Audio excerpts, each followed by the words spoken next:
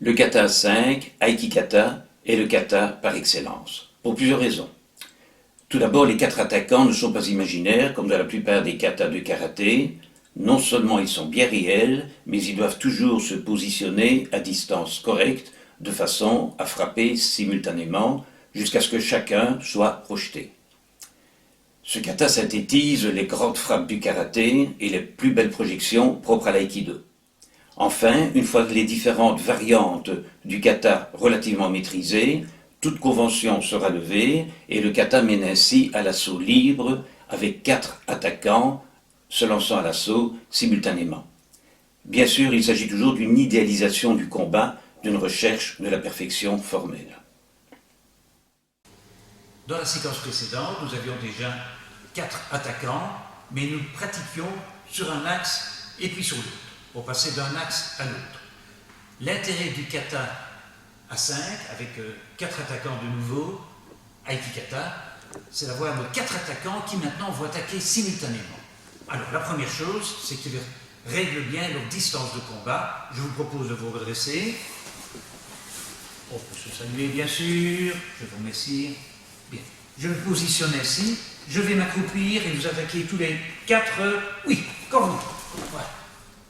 Et il faudra toujours garder ainsi une distance correcte et suivre le défenseur, quelle que soit la direction vers laquelle il va s'échapper. Alors, nous avons généralement commencé, étant droitier pour la plupart, tous pieds gauche devant. Lorsque nous avons tous les 5, les 4 attaquants en tout cas, le même pied devant, je n'ai pas d'entrée particulière, d'échappatoire particulière. Parce que si je vais sur le dos de l'un, je suis ouvert à l'attaque de l'autre. De même, si je vais sur le dos de Caroline, je suis quand même menacé par Sébastien. Je ne dis pas que c'est impossible, étant donné qu'il y a tout de même une assez grande distance. Mais il est intéressant, pour voir diverses possibilités, il est plus riche, de demander à ces deux-ci de changer de pied. Autrement dit, à ma gauche, pied gauche devant, à ma droite, pied droit devant. Je sais que tout cela vous apparaît formel, mais je crois que maintenant vous êtes habitués. Il faut bien au départ faire un effort d'analyse intellectuelle, temps par temps, avant que, après des mois de pratique, le travail ne devienne plus fluide. Bien. Pied gauche, pied droit devant, pied droit devant. Quelles sont les possibilités?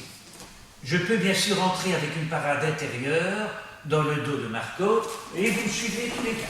Bien pivoter vers lui. Ça, c'est une possibilité d'esquive, d'échappatoire. Même pied, s'il vous plaît.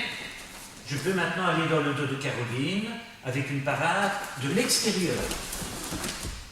Deuxième possibilité. Nous avons vu les entrées arrière.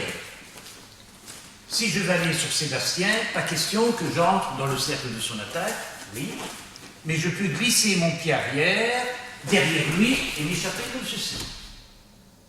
Enfin, quatrième possibilité, si je vais aller vers Michel, vers mon épouse, ce sera une parade de l'intérieur, suivie d'un pivot. Quelles sont maintenant les différentes possibilités? Je ne peux pas entrer à l'extérieur, c'est dangereux. Même chose sur Michel. Par contre, je pourrais projeter, vous avez vu la double porte ouverte, les deux partenaires intérieurs.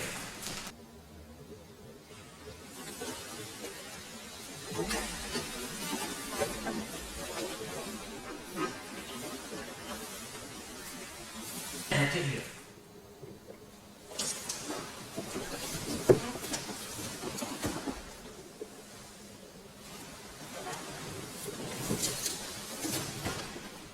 Ça, c'est une possibilité.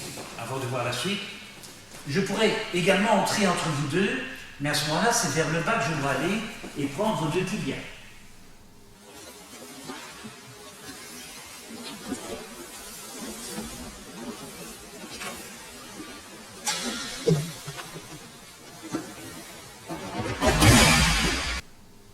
Et cette technique, je peux également la reproduire de l'autre côté.